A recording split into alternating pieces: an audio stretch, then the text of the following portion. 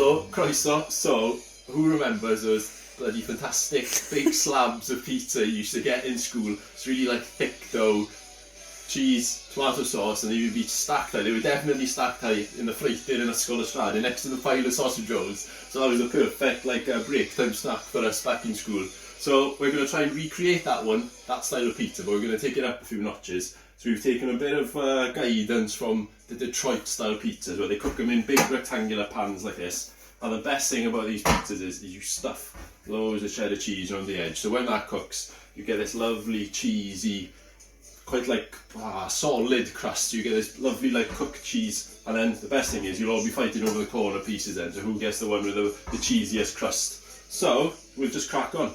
We're making a dough, so we obviously need to make the dough first. So let's get that out of the way. So what we've got ingredient wise, we have got 450 grams of 00 flour or strong bread flour.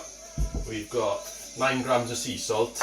I got 10 grams of fresh yeast. If you're using a dried action yeast, about 4.5 to 5 grams of that is just about right. We've got 295 mils of room temperature water and 5 mils of olive oil. So to start, we're just going to dissolve the sea salt in some water. Make sure this is totally dissolved, because you don't want any flakes to be left over, so this takes a few seconds.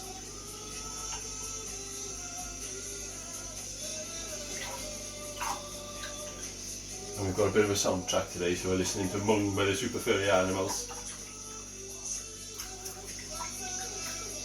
So hopefully the good tunes will fill in any gaps or any silence. Right, that's totally dissolved. I'm going to get that into a bowl. And next we add the yeast. So I know yeast is quite a difficult thing to get hold of at the moment. So we're using, actually this is fresh yeast, but I've managed to freeze it. So as long as you wrap it in enough cling film, the fresh stuff freezes and it keeps. You just make sure it's fully defrosted and back up to room temperature. It does go a bit wet and loose, so we'll just get that in. It's not the tidiest job's getting it out of the cling film, but it does work. So if you can get hold of some fresh yeast, that's fab. If not, if you've got a dried yeast, it's the same sort of process of just adding it into the water, just to kind of reactivate it. So we get this yeast, as you can see. So I've got a freezer full of little baggies of frozen yeast. And we're not drug dealers, I promise.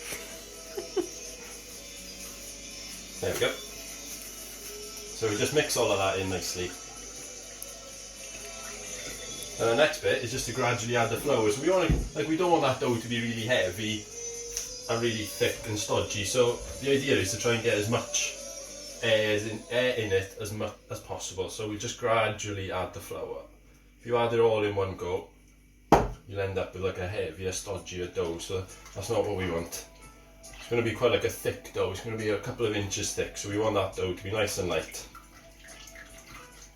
So you just gradually add in little bits of flour and mixing it with your hand. We're doing it gradually, just get in. It's just allowing loads of air just to get into the mixture. It'll slowly start to come together and get a bit thicker. Don't worry about the lumps at this point, because they will go. So once all the dried flour has been incorporated, you just add a bit more. And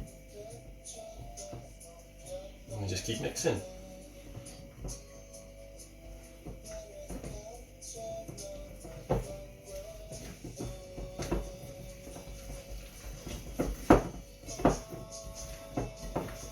And just make sure you scraping on the edge to get all that dry flour from the edge of the bowl in.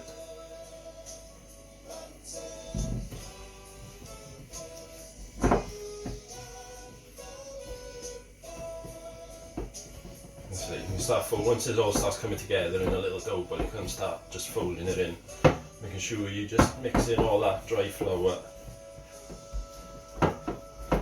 Like your hands will be a bit sticky, but then that's part of the fun.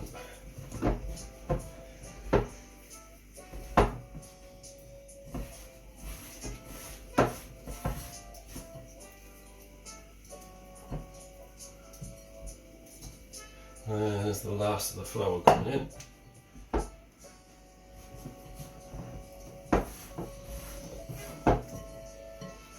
make sure you're getting all this dry flour in. It's a bit tricky if your bowl's a little bit small, but you'll get it. So I'm just kind of folding it in, picking up the flour and just pressing the dough into the flour to try and pick it all up. That's coming together quite nice now.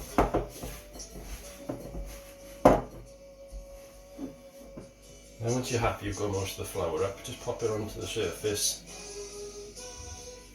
Just give it a quick little knead. So that's all I'm doing with the kneading, is just pushing it away with the palm of my hand, pushing it into the surface and then pulling it back on itself.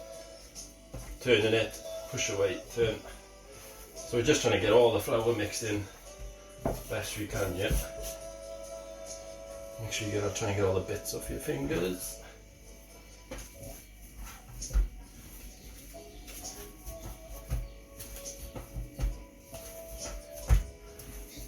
And once you've got all the flour mixed in, I'm just going to pop it back into the bowl because this does get a bit sloppy. I'm just going to add the oil. So the oil's going to just help that dough get a little bit of colour and just add to the flavour a bit. So then you just want to mix it inside the bowl then.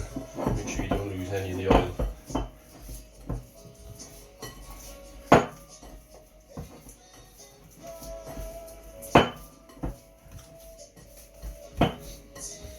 There we go.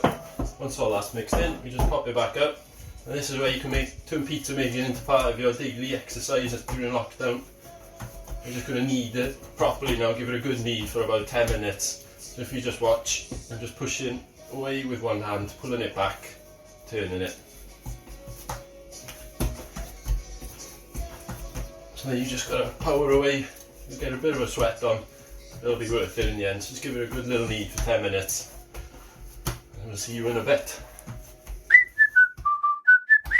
So we've kneaded away, we've done it by hand, but if you've got any like mixer or anything in the house that's got a dough hook, they work just as well. So the best thing about doing it, I know it sounds like a pain in the ass about, oh, I don't want to knead anything for 10 minutes, but once you get into it, it's nice and therapeutic, nice and relaxing. So if you're on a stressful day, you can unleash your anger on the dough and just knead away. So the whole point of this kneading is to help mix the ingredients and to develop the gluten strands in it, so and the dough will become elastic then. So we want like an elastic dough.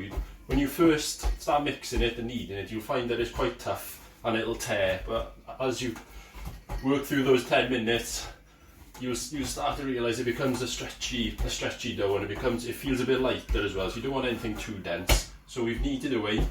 I'm just going to then just roll it up into a nice little ball. You should have like a nice smooth dough. So we've got a nice little smooth ball there. Pop it back into your bowl, and then we're just going to cover it for a couple of hours with a damp tea cloth or cling film. Just keep it covered, try and keep the air out. What works really well, I know everybody's got those little stash of shower caps that you've taken from hotels, they work fab. You can just wrap it over the top of the bowl. So just pop it back in there, we're going to leave it cool for a couple of hours. It's a nice warm day today, so it shouldn't take too long. The best guide is just wait for it to double in size, and then once that's ready, we'll come back to it and start prepping the pan and cook the pizza.